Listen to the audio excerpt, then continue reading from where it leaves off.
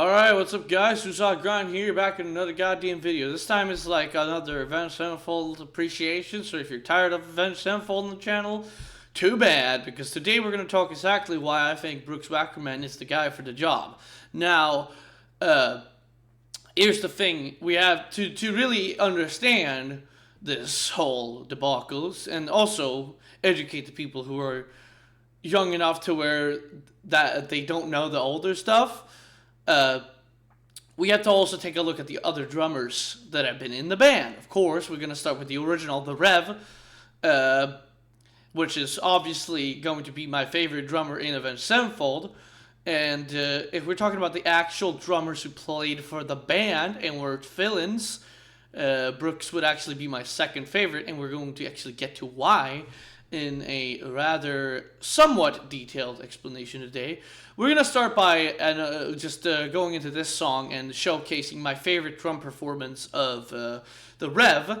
And it's actually quite straightforward. My favorite, just technically my favorite performance is the demo for Save Me, but that didn't come out until way later, right?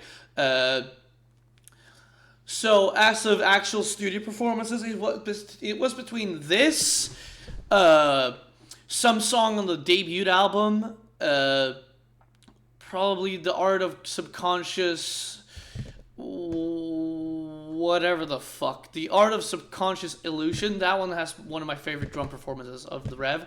Second Heartbeat on the second album, and yeah, that would have been it. And actually, I was even thinking Strength of the World, because a big part of the catchiness of that on that song is the syncopated hits with the Strength of the World chanting vocals. But no, I went with Lost because not only is it a phenomenal song, but it has my favorite showcases of how to perform drums in a way that's creative, even in its simplicity. Now, yes, technically this is not super simple to play, as it is intense and fast drumming, but I think that would it's like, I haven't played drums my whole life, but I played on and off, and I was able to keep up kind of with this beat, for example, because it's kind of like a Slayer beat, but played in the power metal way, where you have two kicks, a double kick on the second hit for the verse, but the chorus is the highlights. We're going to just talk about the verse first and just, analyze a little bit here. So, we're going to get into this. Right, syncopated hits. Centuries past and still the same. War in our blood, some things never change. Fighting for land and personal gain. Better your life, justify your pain. The end is knocking, the end is... Okay, first, obviously, that's what I'm talking about. It's like simple power metal beat. Some people call it the punk beat, or some people might call it the Slayer beat, but another kick on the second. I call it the power metal beat because that's what I know it as, because Dragon Force, and it's around that same speed, around the 190, 200 mark, at least. And then this next part is where he throws in some really nice, fast, and tight double kicks.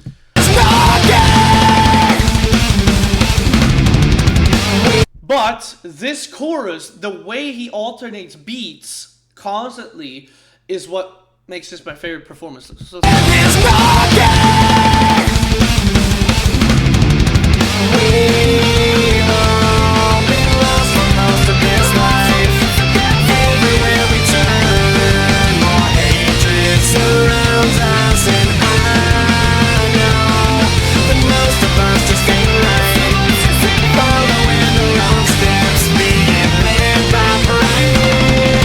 and also that and the stop, I love that, because they do that also before, I believe, the second verse. I know they do it before one. Actually, in the middle of the second verse, they do it. Like, we can get to that, actually, as well after this. But that chorus, it starts just, kick, snare, and motherfucking crash.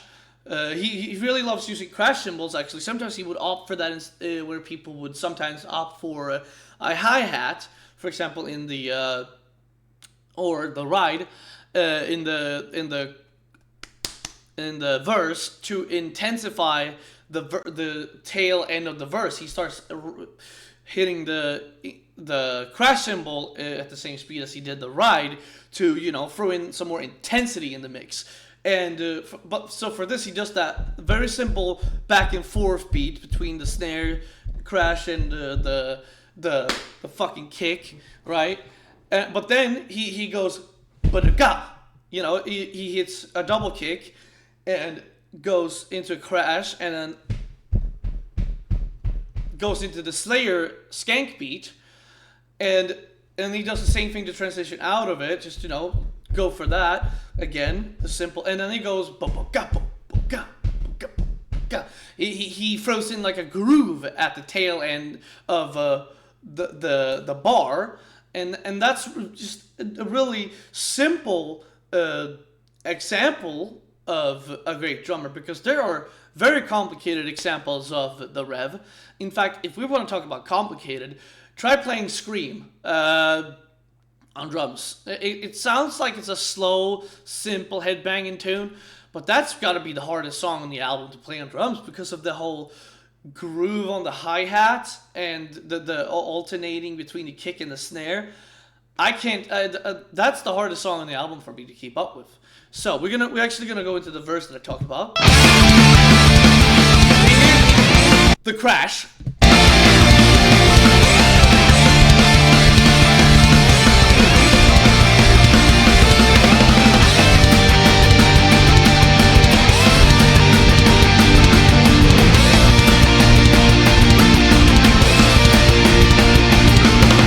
Yeah, he does the pause. How many lives will we take? How many hearts destined to break? That's what I meant. He does it in the verse too. And that's another thing. You gotta throw in some like motherfucking creativity in your goddamn songs. You gotta have a little bit of difference. Like that's what I think is really good about Avenged Sevenfold. Like a verse can be completely different the second time around in the way it plays out. Not completely different, as in not any simple resemblance of the first time. Of course, the vocal melody is the same, the guitar chords and everything, but they have this stop in the middle to like accentuate that vocal part and that lyric to make it stand out in the song, right? So that's just an example here, and the drums really, when they go, he does that like a couple times in the song, maybe 5-6 times, right? Or 8 probably. But yeah, that's just a great example here. And now we're obviously going to the next drummer who filled in on this album, Mike Portnoy. And aside from the poser in my recommendation, pretending like it's the first time he hears the song, this is actually a song that if you haven't heard it, I highly think that even people who don't like this band might even like this song. Like if it's maybe not if they're like completely like, for example, I know some people don't like the band because of the vocals. I never got that, because in fact the only time I thought he sounded nasally like that is very occasionally on like sillier parts in the music, because Avenged Sevenfold has some silly music, right? A Little Piece of Heaven, that's just a big goof off, right? But it's in the style of Pinkly Smooth. They wanted him to write something like that, something crazy, and he did. The Rev, that is. So, the strength of the world is when he really is on my side. He like really goes. That's like the most nasally performance of him. It's like, what are you doing, Matt Shadows? But it's like, for me, I love it because it's I love Matt Shadows. I think his vocals are flawless. In fact, I can say that proudly, because Avenged Sevenfold, realistically, if I had to really narrow it down, gun to the fucking head, is my favorite band of all time. Now, yes, I know this member has taken that cake in recent times, but if we're talking about like, if we're allowed to use nostalgia in the mix, then Sevenfold, because they're more nostalgic. That's what I grew up more in my teenhood. I was already 20 by the time I fucking found this member. So naturally, this Avenged Sevenfold has a more sentimental value to it. But also the songs itself, like this one, Save Me. And of course, this is going to be a long video. I didn't warn you guys yet, but you probably saw that by the fucking length of the video. This one is, where do we even go? Like, we can go literally anywhere in this song except for maybe the pause, and even then we can, and it will demonstrate how good he was for the job. So let's just go. Already at the start here, you have this like...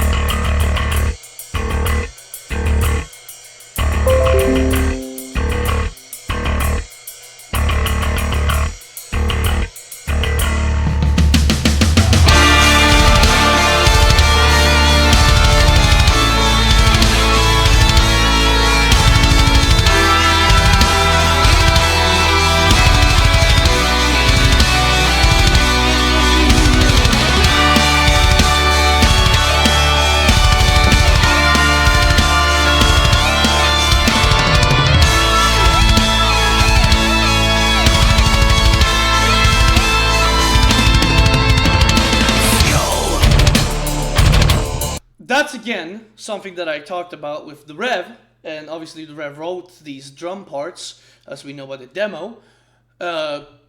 Mike just added to them. This is also a good example of changing up beats. And the Rev obviously was a massive, he was a massive fan of Mike Portnoy. His biggest drum influence is Mike Portnoy. You can hear a lot of that in his drumming. Some parts, kicked his ass even, I'm pretty sure he admitted. Because, it's so intense when the Rev plays. He plays more faster and aggressive than Mike Portnoy tended to do. But, but he's obviously, he can keep up because he's fucking Mike Portnoy. So I'm not saying he struggles that much. But there is a part in this where they literally said in the documentary about this song that Mike Portnoy struggled. So that says all about the Rev and his parts. That they're quite intense. But yeah, changing up the beat just to change up the feel of the same part, right? As in the other chorus. And then this like, bam, ba ba bam, ba ba bam, that kick pattern is just like, that's catchiness right there. And even we're just going to go into like a random timestamp in the song because I know exactly what's going to happen. I'm going to play it and it's going to be like... Okay, I went to the same fucking thing. We only wake up when we sleep. Led by the lunar light, troubles all we find. Lost our way tonight. Next part. Is it something we said? Is it something we said to them? Is it something we said?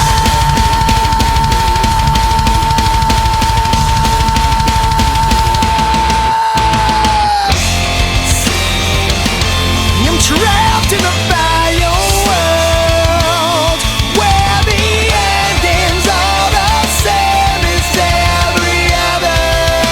We're only here today. I'm losing my only dream.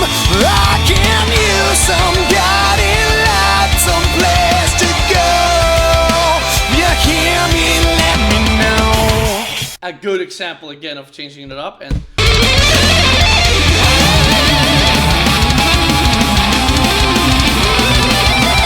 we got more of that, what people call punky, but I call power metal-y, straightforward beats. And there's really a lot to go into with this song. This song could have its own fucking 30-minute video, honestly, because I could go through all the drum parts and tell you exactly what I love about him.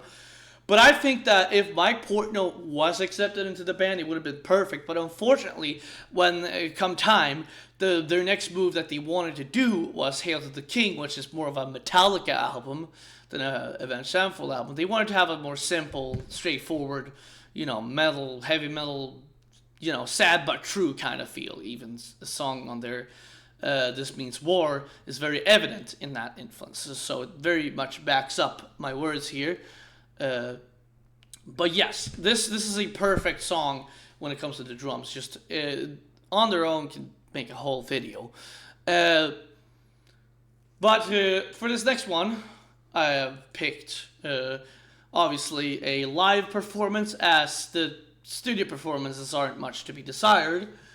I mean, obviously, I've said this before, but I'll say it again just to remind some people in the back who might take that the wrong way.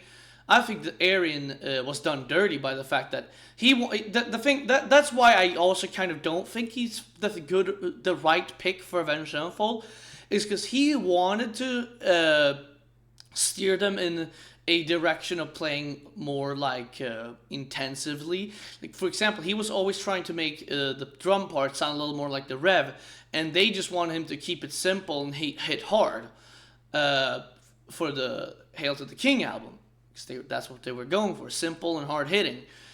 But the problem is, he was so eager to play like the Rev that it kind of becomes like, oh, I just want to replace the Rev. Not as in he wants to replace him, but he wants to kind of live up to him. And instead of like trying to do his own style, he kind of just, wants to live in another man's shadow, which is fine. But I think what his focus should have been, instead of trying to bring the Rev sounding parts, he should bring Aaron sounding parts. You know what I'm saying?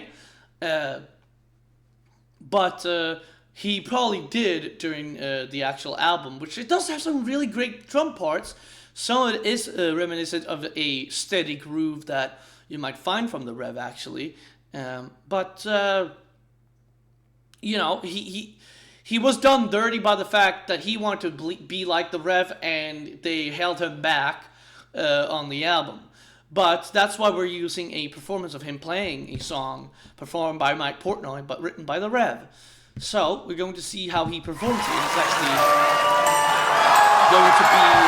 It's actually going to be a kind of a first for me. Well, not a first, because I've heard it before, but a first refresherment.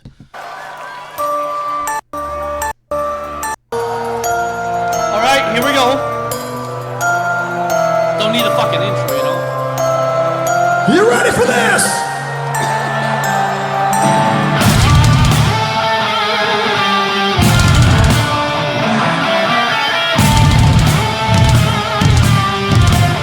Oh, yeah, I hear something there. See, this song is not really that hard.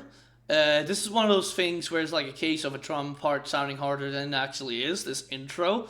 Because it's really just alternating between two snares and kicks, and then two toms and kicks, and two toms, two kicks, two snare, and then snare. It's just like, it's simple, it's very linear, but it's just the speed it's played at. You need a little practice to keep it tight. But what he's doing here is I know that here it goes, it goes in the snare only. He goes to this floor toms here. So he's actually doing something different, which in his case might actually be a good thing.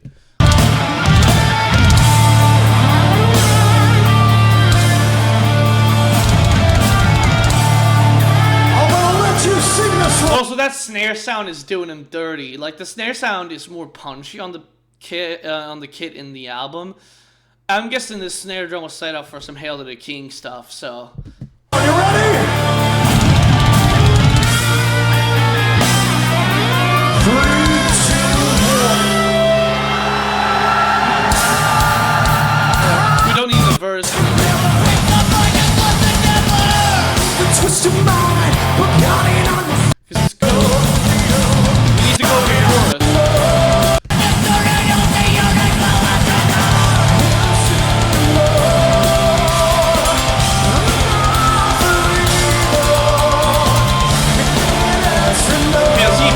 Okay, let's see if he nails this next part, because this next part can be tricky.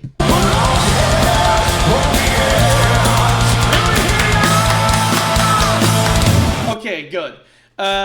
Just to say, really, he wasn't a bad drummer. It's just he wasn't the Avenged Sevenfold drummer. Because for me, what I wanted in a new Avenged Sevenfold drummer, for example, the reason why I would have accepted by Portnoy is because even though the Rev style is super close and it would have sounded similar,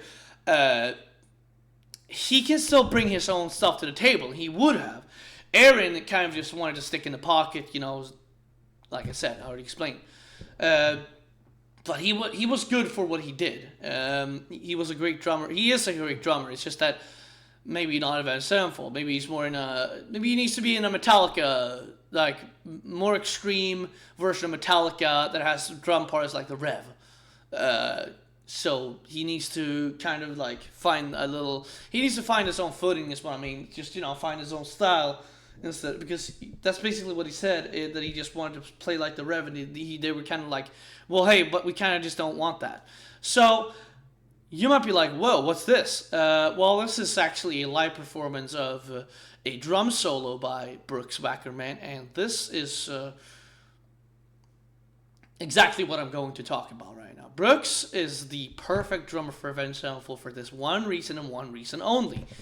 He knows how to bring himself to the table. He doesn't just serve the purpose of the music, he also serves his own style, and he's a very unique drummer, and this drum solo completely shows that, because he's not trying to live up to the Rev, he's doing his own thing. The same for the new album and the stage, he just plays his own parts. And I downloaded this one because, one, if this ever goes away from the internet, God for fucking bid, that would be a sad day for the internet, man, if this drum video disappears. So, you never know in the future what might happen with this fucking society, but we're not here to talk politics, obviously. So, this is just to showcase the uniqueness of the man. And I mean, I might fly in here and there and talk a little bit about the beats, but this first one is just kind of to demonstrate that he does what I wanted Aaron to do. He brings himself to the table and brings his own unique style.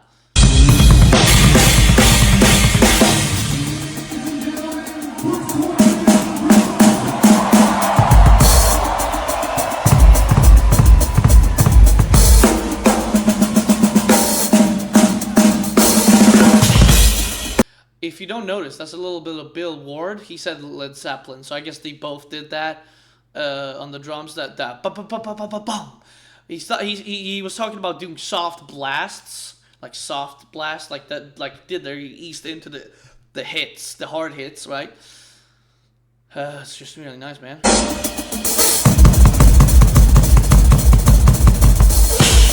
That hi-hat groove right there. If that doesn't tell you he's fucking tight, I don't know what does.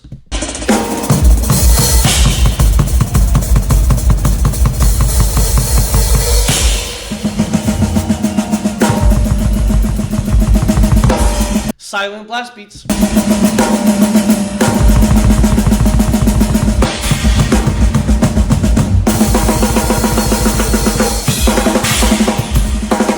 And now he also was like, he was capturing that he wanted to do like some Led Zeppelin influence in the blasting as well, something like that in the caption. It was much simpler than that, like a vaguer description of it. It's like a soft blast with some Led Zeppelin thrown in there, like something like that. So, but obviously he still has his own little style here, and now he's just going to go off.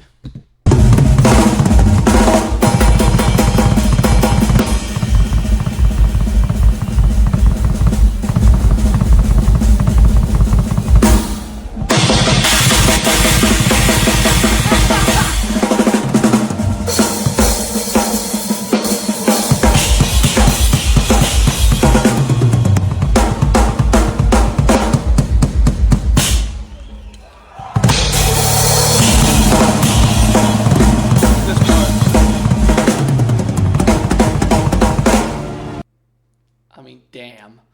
If you get drummers like that, you gotta keep it, man. And I'm glad he did. As he delivers on the new album, too. I wanted to pick something from the new album, but I think that this song is his best showcase of bringing himself to the table, living up to the former drummers, while also just kicking ass and just being tight, locked in, and just, mainly giving himself to the song. Just giving himself and his all. and this is his most unique performance and his best drum performance in my opinion, because he does a very, I don't know if you could call it syncopated. It's kind of like a herta fucking kick pattern, similar to Bleeder. We're gonna start the song and we'll get to that. So this is a little over here. It's got a little bit of soul, but here we go.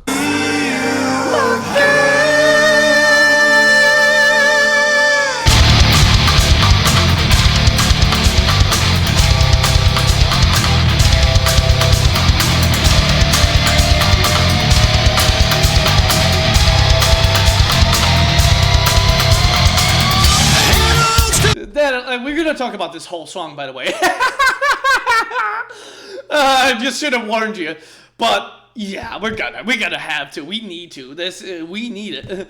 That drum beat alone is like, that's the kicks, right? And then it goes like on the fucking hi-hat, right? On like some cymbal, and then it goes ba ba ba ba, or like, you know, he does those syncopated like snare rim hits, like that's just wow, man. And he locks in this groove for a very long time at the end. That's the part that I need to play, and but this verse is really creative as well.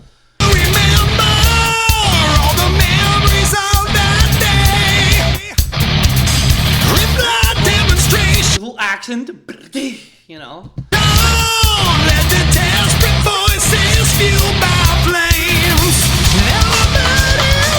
Back into that fucking monster fucking beat, just kicking ass. Hoping you would send a sign. Came a million miles, and the earth grows small as I lovingly leave it behind. Freedom flows.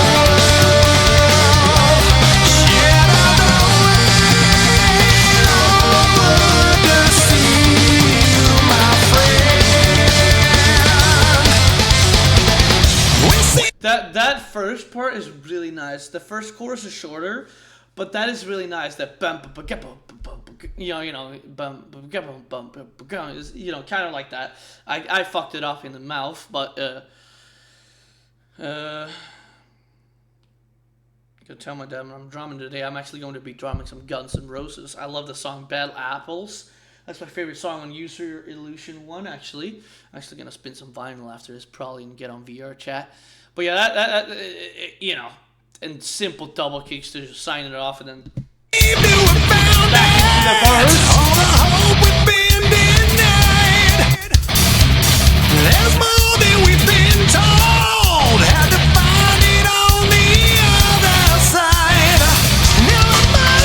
And the thing that he does almost every time is he does something different, right? Like it, and with an open hi-hat. I love that. Face against the frozen glass, but there's nowhere to now. And actually, now I'm hearing he's going like digga digga digga digga digga digga digga digga digga digga digga digga digga digga on the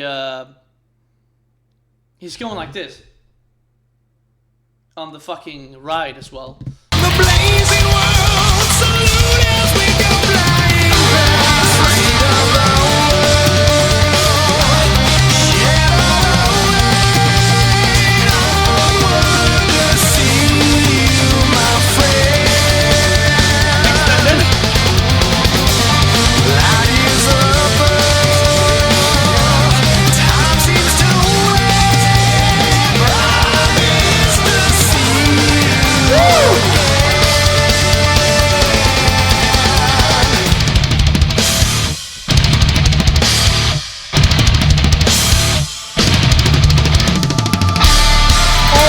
my God, that you gotta pay to be that good, man. You gotta pay the devil with your soul to be that good.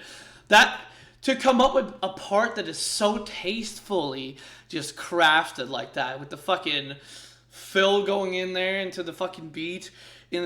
Oh my God! and you know, brrr, it's essentially, you know, he's that's kind of like his nightmare beat, right? He's doing that kind of thing there, but you know, he's doing his own thing, still adding some accents and just adding all this crazy mama jam.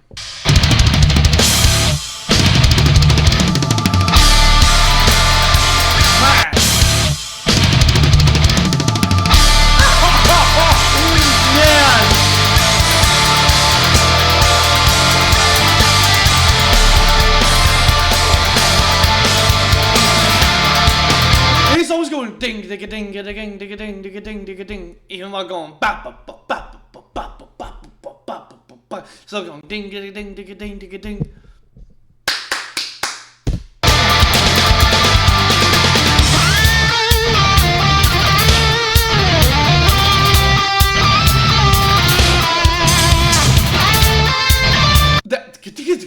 Oh my god, with the splashes.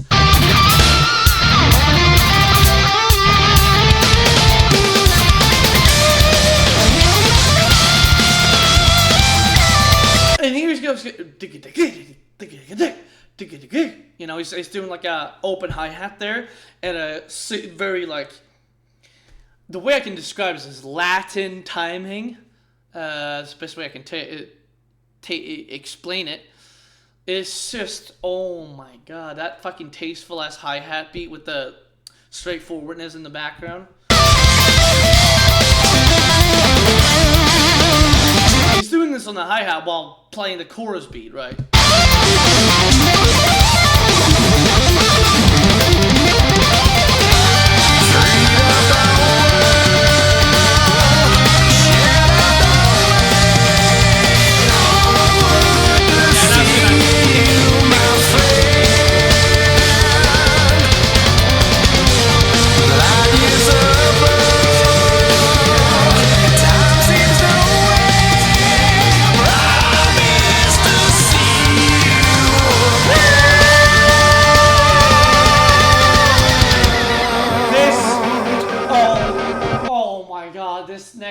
This outro is the best fucking part in the album.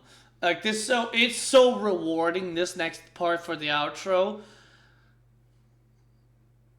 just getting goosebumps thinking about it, man. Just fucking listen.